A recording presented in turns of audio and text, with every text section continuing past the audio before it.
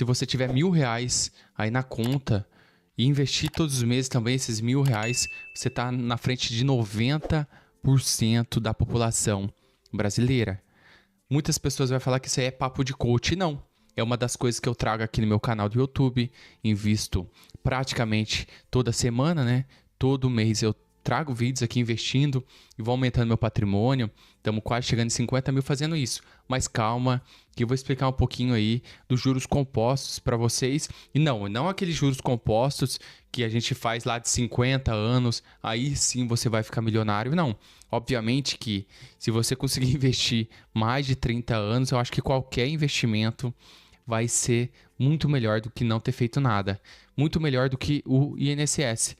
Eu trouxe uns vídeos passados falando do rombo, né? Que 40% da arrecadação federal é para pagar dívidas, né? Vai pagando esses juros das dívidas. E hoje eu vou falar um pouquinho aqui da notícia e vou mostrar aqui para vocês o que dá para vocês fazerem com R$ 1.000, se dá assim para chegar na liberdade financeira com R$ 1.000. Então, aqui uma reportagem da Toro, é a corretora que eu uso, tá? Não sou patrocinado, mas é a corretora que eu uso e eu achei essa notícia muito legal. Pirâmide salarial. Qual a média salarial e quem é considerado rico no Brasil? Como eu estou trazendo um vídeo aqui de R$ 1.000, né? A gente precisa ter sobrando esse valor, né? Eu sei que é muito difícil sobrar, porque tem muitas coisas para comprar. Roupa, comida. Tem gente que prefere trocar de carro, fazer uma viagem, prefere curtir o momento do que pensar no futuro, isso eu sei. Mas, se você fizer um esforcinho, a gente vê aqui que tem resultado sim ao longo prazo. Então, a gente percebe que a maioria da população está nos estratos inferiores, com salários mínimos baixos, enquanto uma pequena parcela concentra a maior parte da renda do país. Então, a gente vê que a grande maioria ela tem pouco dinheiro. Isso significa o quê? Que a desigualdade social é um dos problemas sérios para o crescimento, alcance da igualdade. Qual é o salário médio do Brasil hoje?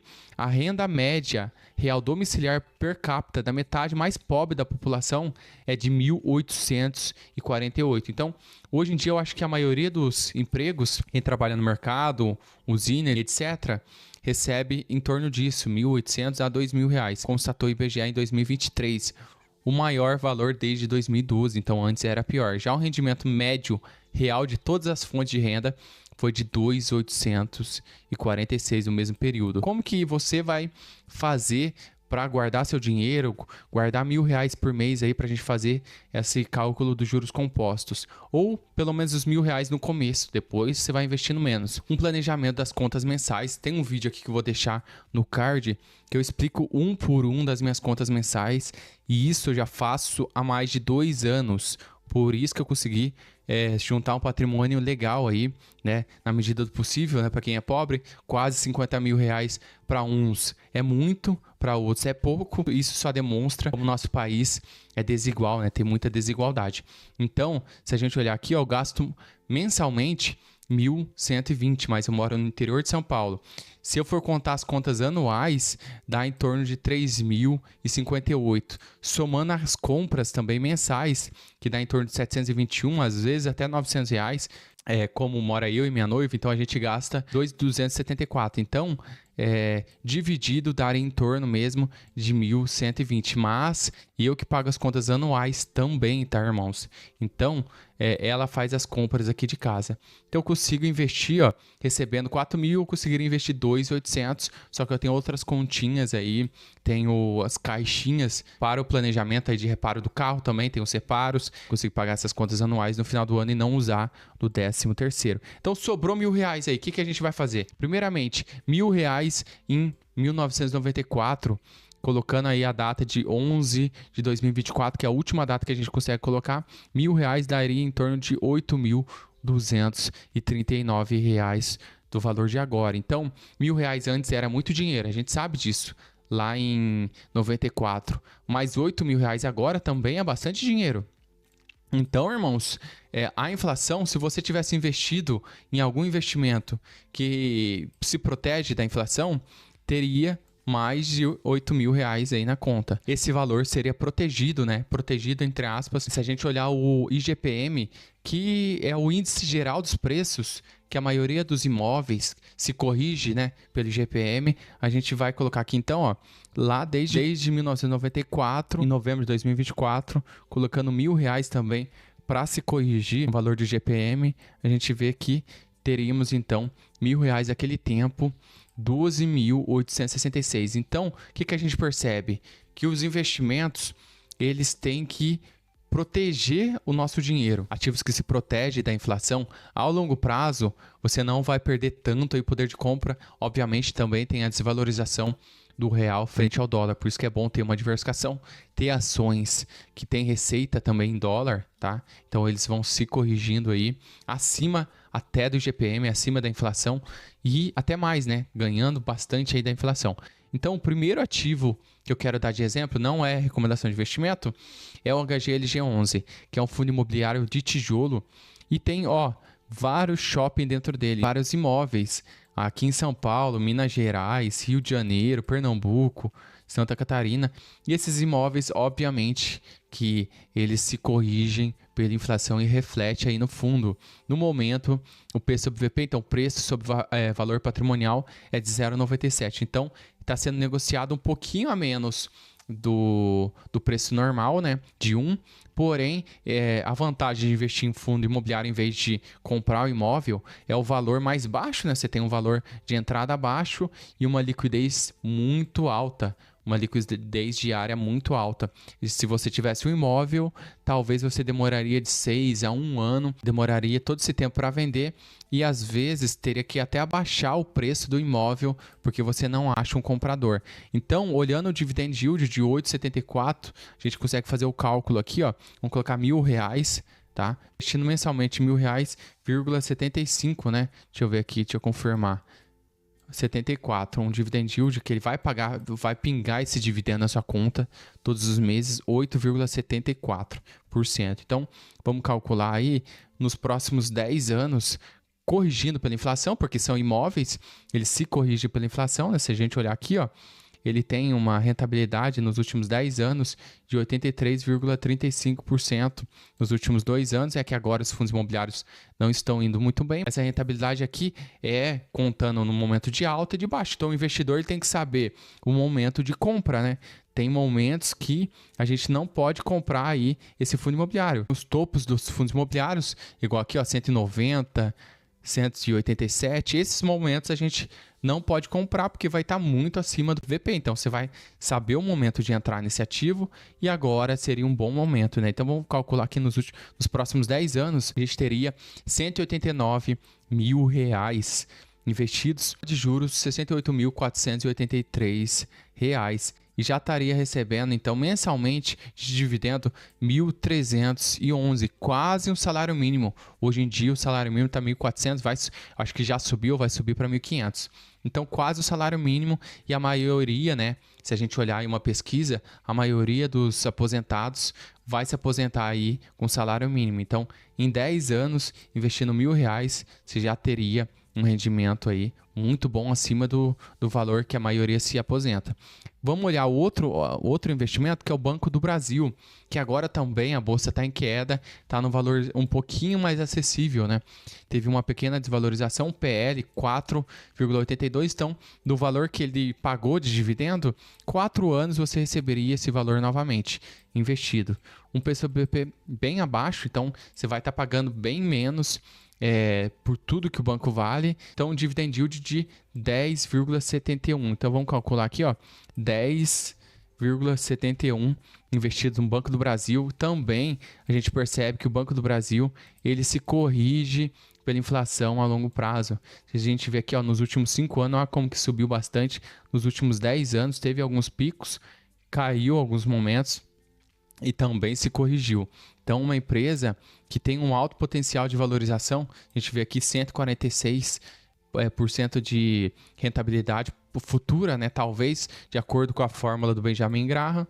Então, nos últimos 10 anos, uma valorização de 122%. 9%. No Banco do Brasil, é um investimento um pouquinho mais arriscado, né? Conta de ser uma estatal, mas eu não acho tanto também, porque é um bancão e paga bastante dividendo. Teríamos R$210 mil investidos e mensalmente, fazendo uma média, né? Porque ele não paga mensalmente igual o HGLG11, o fundo imobiliário, mas em média a gente teria então R$1.766 de dividendos mensais, acima, às vezes até bem mais acima do que uma aposentadoria do INSS. Agora, irmãos, outro investimento que eu quero mostrar aqui para vocês é o MXRF11. O queridinho aí é um pouquinho mais arriscado que esses dois que eu falei, né? Um fundo de papel, tá com o PCBP justo de 1, um dividend yield de 12,39. E obviamente que a gente tem que comprar nos momentos melhores, né? Uns momentos certos. Não comprar ele muito acima, porque também vai chegar um momento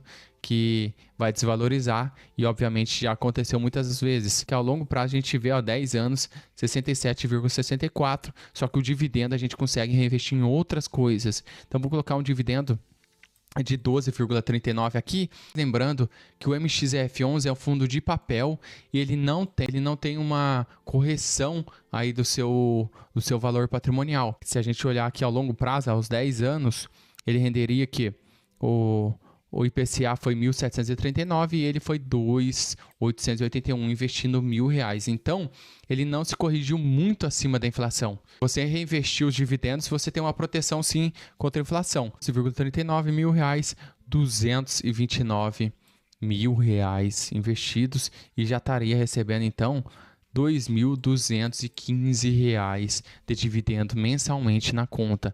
Só que lembrando, não é bom investir em apenas um ativo. Seria bom diversificar em todos esses ativos que eu estou falando aqui, tá? A longo prazo e, obviamente, analisar, porque pode acontecer algum problema nesse longo prazo aí de 10 anos. Outra ação que eu gosto bastante, muitas pessoas não gostam, que é a Petrobras. Ela paga muito dividendo, muito mesmo. Está sendo cotado a 37, eu já cheguei a pagar R$22, tá? Teve uma valorização nos últimos 12 meses de 9,73 e eu tive essa valorização. Um PL de 5,70, um P sobre BP de 1,23, com um dividend yield de 21,03. Então, um dividendo muito, mas muito bom mesmo. Se a gente olhar aqui, ó, em 10 anos, a gente vê uma grande evolução aí da cotação. Valorizou bastante ao longo desse tempo. Se você tivesse investido na Petrobras nos últimos 10 anos, R$1.000 você teria 4.115. Então, é quase um dos maiores pagadores de dividendo e que se valorizou nesse tempo aí no Brasil, né? Uma das empresas que mais pagou dividendo. E legal que porque com o dividendo que ele paga, a gente consegue investir em outras coisas que você comprar um ETF, alguma coisa, não acontece isso. Você vai ter que vender, vai ter que pagar o imposto. Então, às vezes, vale a pena você investir em ações que pagam dividendo, tá? Se a gente olhar aqui, ó, 21,03, vamos colocar aqui, ó, 21,03 e obviamente que a gente vê uma evolução patrimonial, então vai se corrigir pela inflação também essa empresa, lembrando como é renda variável, tem outras variáveis gigantes pode acontecer, tá? Então, vamos fazer aqui, ó, R$1.000 na Petrobras daqui 10 anos. Se continuar os dividendos passados, né? Tudo que ele pagou, você teria R$365 mil investidos e estaria recebendo R$5.744 de dividendo mensal. Obviamente, a rentabilidade passada, dividendo passado, não é garantia de rendimento futuro. Mas, se isso acontecesse novamente com a Petrobras nos próximos 10 anos, só evoluir os dividendos, evoluir a cotação, que é isso que a gente espera na hora de investir em uma ação, a gente teria um ótimo rendimento. Lembrando, seria bom sim diversificar nossa carteira. Outro ativo é o IVVB11. O que acontece?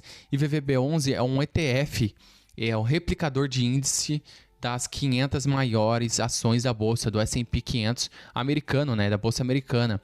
A gente percebe que, cara, sem dúvida, o ETF nos últimos anos, ou ainda mais o IVVB11, como está atrelado ao dólar, também há empresas americanas que se valorizaram muito nesses últimos anos, depois que o Donald Trump também, nesses últimos meses, se elegeu, valorizou muito. O real se desvalorizou referente ao dólar também. Então, cara, sem dúvida, quem investiu no EVVB11 há uns anos atrás, agora teve uma ótima rentabilidade, né? Quem investiu há 10 anos atrás R$ 1.000, agora teria 7.351. Vocês perceberam que eu tô colocando os investimentos, os menos rentáveis para os mais rentáveis, para vocês verem.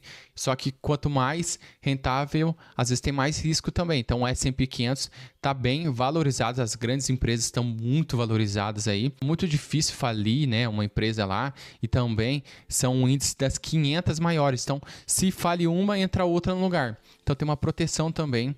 E lógico, tem a taxa de administração e também na hora de vender, eu acho que tem 20% aí de imposto investindo no Brasil, né? Se investir lá fora também tem outras taxas de corretagem, taxa da corretora internacional. Tudo azulzinho aqui nos últimos 10 anos, 327%. Então vamos colocar aqui, ó, como se a gente tivesse investido nos últimos 10 anos com uma rentabilidade dessa. Nos últimos 10 anos dividido dá 30% anual.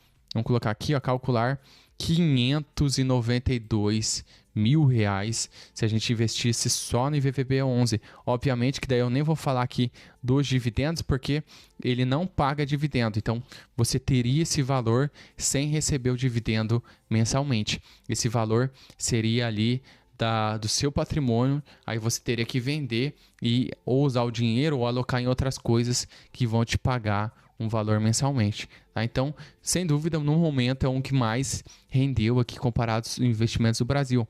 Agora, o último que eu quero falar é o Bitcoin, que eu não poderia deixar de falar aqui no vídeo. Se a gente olhar nos últimos 10 anos, eu nem sei se dá para ver, acho que dá assim, ó, desde 2015, quem investiu, obviamente, é um investimento mais arriscado, né?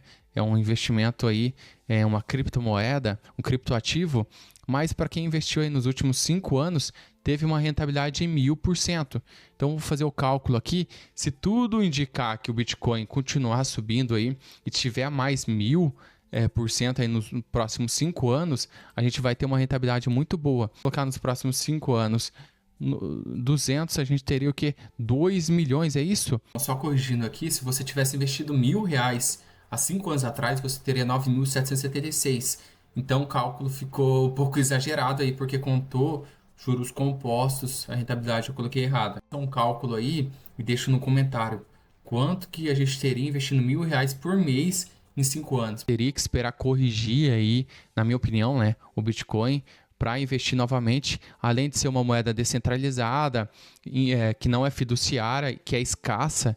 Então, obviamente, que tem um papel muito bom hoje em dia na parte dos investimentos. Muitos investidores estão indo aí para as criptomoedas e tem o Bitcoin. Então, cara, daria para fazer muita baguncinha aí com R$ 1.000. Deixa no comentário qual investimento que você prefere. Fundos imobiliários de tijolo, fundos de papel, igual o MX, que é um híbrido, né?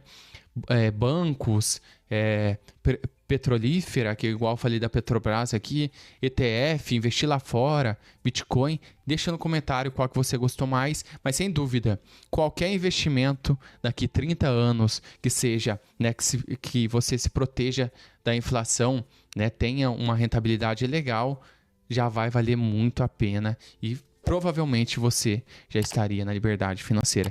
Corre se inscrever. E é isso, muito obrigado por assistir até aqui. Fui!